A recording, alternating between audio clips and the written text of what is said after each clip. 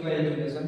તો આજે આપણે ધોરણ 10 પ્રકરણ 13 આંકડાશાસ્ત્રના અભ્યાસ કરીશું, જેની અંદર આપણે પ્રથમ વિડિયોમાં તો કે એની પ્રસ્તાવના અને એની અંદર થોડી ઘણી જે વ્યાખ્યા જે સમજી આવે છે તેના વિશે માહિતી મેળવીશું. સૌપ્રથમ જોઈએ તો કે માહિતીના મુખ્ય કેટલા પ્રકાર પડે. તો કે માહિતીના મુખ્ય કેટલા પ્રકાર? તો કે બે પ્રકાર પડે. પહેલું કયું? તો કે અવર્ગીકૃત માહિતી અને બીજું છે વર્ગીકૃત માહિતી. અવર્ગીકૃત માહિતી એટલે તો કે કોઈ પણ જગ્યાએથી આપણે જે માહિતી મેળવી હોય તેને આપણે ડિવાઇડ ના પાડીએ. દાખલા તરીકે 0 થી 15 વર્ષ સુધીના બાળકોને આપણે માહિતી એકઠી કરી હોય તો 0 થી 5, 5 થી 10, 10 થી 15 એ રીતે આપણે બાળકોના ઉંમર પ્રમાણે ભાગ ન પાડીએ તેને શું કહેવાય? અવર્ગીકૃત માહિતી કહેવાય. જે આપણે ધોરણ 10 ના અથવા તો ધોરણ 9 ના જૂનો સિલેબસ આવતો એની અંદર છેલ્લે 14મું અથવા તો 13મું ચેપ્ટર આવતું એની અંદર ભણવામાં આવતું. પછી બીજું પ્રકાર છે વર્ગીકૃત માહિતી. વર્ગીકૃત માહિતી એટલે શું? તો કે કોઈ પણ જગ્યાએથી આપણે જે માહિતી એકઠી કરી તેને આપણે શું પાડીએ? તો ભાગ પાડીએ, તેનો વર્ગ પાડીએ. એને કેવી માહિતી કહેવાય? તો કે વર્ગીકૃત માહિતી કહેવાય. દાખલા તરીકે અહીંયા જુઓ તો કે વર્ગ આપ્યા 0 થી 10, 10 થી 20, 20 થી 30, 30 થી 40 એ રીતે વર્ગ પાડી અને જે માહિતી આપવામાં આવે એને કેવી માહિતી કહેવાય? તો કે વર્ગીકૃત માહિતી કહેવાય. ટૂંકમાં માહિતીના મુખ્ય કેટલા પ્રકાર પડે? તો કે બે પ્રકાર પડે. પહેલો અવર્ગીકૃત માહિતી અને બીજું કયું? તો કે વર્ગીકૃત માહિતી પડે. એના પછી બીજું જોઈએ તો કે મધ્યવર્તી સ્થિતિમાનના મુખ્ય ત્રણ માપ છે. કયા કયા? તો કે પેલું મધ્યક, બીજું મધ્યસ્થ અને ત્રીજું બહુલક. મધ્યકને શેના વડે? તો કે x બાર એટલે કે x ને એની ઉપર લીટો x બાર તરીકે ઓળખાય, મધ્યસ્થને m તરીકે ઓળખાય અને બહુલકને z તરીકે ઓળખાય. જે ધોરણ 9 માં અવર્ગીકૃત માહિતીનો જૂનો સિલેબસ આવતો એની અંદર આ ત્રણેય વસ્તુ ભણવામાં આવતી. અવર્ગીકૃત માહિતી મધ્યક એટલે શું થાય? તો કે જે અવલોકન આપ્યા હોય એ અવલોકનોના સરવાળાને કુલ અવલોકનો વડે ભાગીએ તો જે જવાબ મળે એને શું કહેવાતું? તો કે મધ્યક કહેવાતું. એ કેવા? તો કે જે અવર્ગીકૃત માહિતીનો જૂનો સિલેબસ આવતો એની અંદર આવતું એ. મધ્યસ્થ એટલે શું? તો કે આપેલા અવલોકનોમાં સૌથી વચ્ચે જે અવલોકન આવતું હોય એને શું કહેવાય? તો કે મધ્યસ્થ કહેવાય. અને બહુલક ગાંડા હોય એને આવડે એવું બહુલક. તો બહુલક એટલે શું? તો કે જે અવલોકનો આપ્યા હોય એમાં સૌથી વધુ વખત જે રિપીટ થતો હોય એને શું કહેવાય? તો કે બહુલક કહેવાય. ટૂંકમાં મધ્યવર્તી સ્થિતિમાનના મુખ્ય માપ કેટલા? તો કે ત્રણ. પહેલો મધ્યક જેને x બાર વડે દર્શાવાય, બીજું મધ્યસ્થ જેને m વડે દર્શાવાય અને બહુલક કે જેને z વડે દર્શાવાય. એના પછી જોઈએ અહીંયા તો કે મધ્યક, મધ્યસ્થ અને બહુલક માટે અન્ય જે મહત્વની માહિતી છે જે આપણે દાખલા ગણશું ત્યાં તમને ઉપયોગી થશે એના વિશે જોઈએ. પહેલું છે તો અધર સીમા બિંદુ. અધર સીમા બિંદુ એટલે શું? તો કે આપેલા વર્ગની સૌથી ન્યૂનતમ કિંમત હોય, ન્યૂનતમ એટલે કે ઓછામાં ઓછી જે કિંમત હોય એને શું કહેવાય? તો કે અધર સીમા બિંદુ કહેવાય. દાખલા તરીકે અહીંયા તમને ઉદાહરણ સમજાય એ માટે એક વર્ગનું મેં ઉદાહરણ લીધું. દાખલા તરીકે 0 થી 10 છે એની તમને અધર સીમા બિંદુ કીધું ગોતવાનું કીધું હોય તો અહીંયા 0 થી 10 છે એમાં 0 થી લઈને 10 સુધી સૌથી ઓછામાં ઓછી કિંમત કઈ થાય? તો કે 0 થાય. તો 0 છે એટલે શું કહેવાય? તો કે એ વર્ગનું અધર સીમા બિંદુ કહેવાય. એ જ રીતે ઉધ્વ સીમા બિંદુ જોઈએ તો કે આપેલા વર્ગની સૌથી મહત્તમ એટલે કે વધારેમાં વધારે જે કિંમત હોય તેને શું કહેવાય? તો કે તેનું ઉધ્વ સીમા બિંદુ કહેવાય. આ જ ઉદાહરણમાં જોઈએ તો કે 0 થી 10 સુધીનો એક વર્ગ આપ્યો એમાં સૌથી મોટા મોટી કિંમત કઈ થાય? તો કે 10 થાય. તો 10 ને શું કહેવાશે? તો કે તે વર્ગનું ઉધ્વ સીમા બિંદુ કહેવાશે. એના પછી છે વર્ગ લંબાઈ.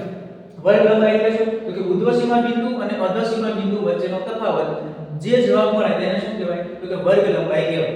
બરાબર? અહીંયા સૂત્ર સ્વરૂપે પણ લખેલું છે તો કે વર્ગ લંબાઈ બરાબર ઉધ્વ સીમા બિંદુ માઈનસ અધર સીમા બિંદુ. આ બેનો જે તફાવત આવે તેને શું કહેવાય? તો કે વર્ગ લંબાઈ કહેવાય. ઉદાહરણ તરીકે જોઈએ આપણા વર્ગનું જોઈએ 0 થી 10 સુધીનો વર્ગ છે એની તમને વર્ગ લંબાઈ ગોતવાની કીધી હોય તો કેમ મળે? તો કે જુઓ એની અંદર ઉધ્વ સીમા બિંદુ એટલે કઈ? તો કે સૌથી મહત્તમ 0 થી 10 સુધીમાં સૌથી મહત્તમ કિંમત કઈ છે? તો કે 10. તો ઉધ્વ સીમા બિંદુ કેટલું થશે? 10 ઓછા અધર સીમા બિંદુ. અહીંયા કઈ? તો કે સૌથી ન્યૂનતમ અથવા તો ઓછામાં ઓછી જે કિંમત થાય એને શું કહેવાય? તો કે તેનું અધર સીમા બિંદુ કહેવાય. જે કેટલું છે અહીંયા? તો કે 0. આ બેનો તફાવત એટલે કે 10 માંથી 0 કાઢે તો કેટલા વધે? તો કે 10. જે છે મૂક્યું તો કે તેની વર્ગ લંબાઈ થઈ. ટૂંકમાં આ વિડિયોની અંદર તમારે એટલું યાદ રાખવાનું તો કે પેલા માહિતીના મુખ્ય પ્રકાર કેટલા? તો કે બે. પહેલું અવર્ગીકૃત માહિતી અને બીજું વર્ગીકૃત માહિતી. પછી બીજું તો કે મધ્યવર્તી સ્થિતિમાનના માપ કેટલા? મુખ્ય ત્રણ. પેલું મધ્યક, મધ્યસ્થ અને બહુલક. મધ્યકને x બાર વડે દર્શાવાય, મધ્યસ્થને m વડે દર્શાવાય અને બહુલકને z વડે દર્શાવાય. એના પછી છે અધર સીમા બિંદુ. એટલે કે આપેલો કોઈ પણ વર્ગ હોય એની સૌથી નાનામાં નાની અથવા તો ન્યૂનતમ જે કિંમત હોય ને જે બિંદુ મળે તેને શું કહેવાય? તો કે અધર સીમા બિંદુ કહેવાય. એના પછી ઉધ્વ સીમા બિંદુ એટલે શું? તો કે આપેલા વર્ગની સૌથી મહત્તમ અથવા તો મોટામાં મોટી જે કિંમત હોય એને શું કહેવાય? તો કે ઉધ્વ સીમા બિંદુ કહેવાય. એના પછી છે વર્ગ લંબાઈ. વર્ગ લંબાઈ એટલે શું? તો કે ઉધ્વ સીમા બિંદુ અને અધર સીમા બિંદુ વચ્ચેનો તફાવત અથવા તો ઉધ્વ સીમા અને અધર સીમા વચ્ચે જેટલી સંખ્યા સમાયેલી હોય એને શું કહેવાય? તો કે વર્ગ લંબાઈ કહેવાય. અહીંયા સૂત્ર સ્વરૂપે લખ્યું તો કે વર્ગ લંબાઈ બરાબર ઉર્ધ્વ સીમા બિંદુ માઈનસ અધર સીમા બિંદુ. ઈ બેનો તફાવત કરતા જે જવાબ મળે તેને શું કહેવાય? તો કે વર્ગ લંબાઈ કહેવાય.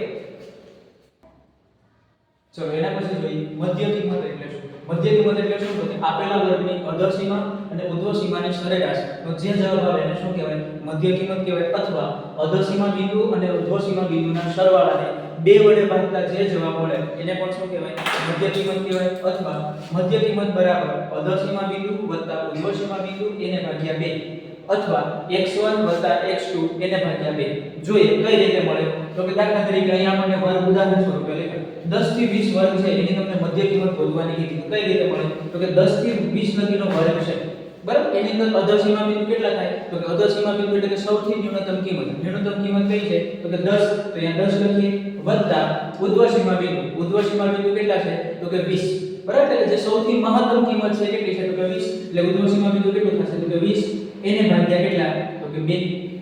સરવાળો કરીએ તો કે 10 20 કેટલા થશે? 30 એને ભાગ્યા 2. એટલે 30 ભાગ્યા 2 કરતા જવાબ કેટલો આવશે? 15. એટલે કેટલી થશે મધ્ય કિંમત? 15. અથવા બીજી રીતે હાવ સિમ્પલ રીતે જોઈએ તો કે 10 થી 20 લગીની તમને મધ્ય કિંમત શોધવાની કીધી હોય તો 10 થી લઈને 20 લગી જો તો બરોબર વચ્ચે કેટલા આવે? તો કે 15 આવે. તો 15 પણ શું થઈ કહેવાય? તો કે એની મધ્ય કિંમત થઈ કહેવાય. ટૂંકમાં મધ્ય કિંમત એટલે જો ત્રણ માંથી કોઈ પણ રીતે યાદ રાખો, ત્રણેયનો મતલબ એક સરખો જ થાય. પેલું શું કીધું? તો કે આપેલા વર્ગની અધર સીમા અને ઉર્ધ્વ સીમાની સરેરાશને શું કહેવાય? મધ્ય કિંમત કહેવાય. સરેરાશ એટલે શું? તો કે જેટલા અવલોકનો આપ્યા હોય એને ભાગ્યા જેટલી સંખ્યા ભાગાકાર કરવાનો તો એને શું કહેવાય? સરેરાશ મળી કહેવાય. અહીંયા જુઓ વર્ગ 10 થી 20 આપ્યા, અવલોકનો કેટલા છે? તો કે 2 છે, 10 અને 20 એટલે બે સંખ્યાથી તો કે 10 + 20 એને ભાગ્યા 2 કરો તો એટલી સરેરાશ મળે. તો એને પણ શું કહેવાય? મધ્ય કિંમત કહેવાય. બીજું અધર સીમા બિંદુ અને ઉર્ધ્વ સીમા બિંદુના સરવાળાને 2 વડે ભાગતા જે જવાબ મળે એને પણ શું કહેવાય? મધ્ય કિંમત કહેવાય. જેને સૂત્ર સ્વરૂપે લખી ને x1 x2. x1 એટલે શું? તો કે અધર સીમા બિંદુ અને x2 એટલે શું? તો કે ઉર્ધ્વ સીમા બિંદુ. આ બેના સરવાળાને 2 વડે ભાગતા જે જવાબ મળે તેને શું કહેવાય? તો કે મધ્ય કિંમત કહેવાય. જો મિત્રો આ જ રીતના દરેક વિષયના ધોરણ 10, 6, 7, 8, 9, 10 જવાહર નવોદય જ્ઞાનશક્તિ રેસિડેન્સી સ્કૂલની એક્ઝામ આવી દરેકના આવા જ વિડિયો ડીપલી સમજણ સાથે જોતા હોય તો આજે જ અમારી ચેનલ CY એજ્યુકેશનને લાઈક કરો, સબસ્ક્રાઇબ કરો અને તમારા મિત્રો સુધી શેર કરો. Thank you.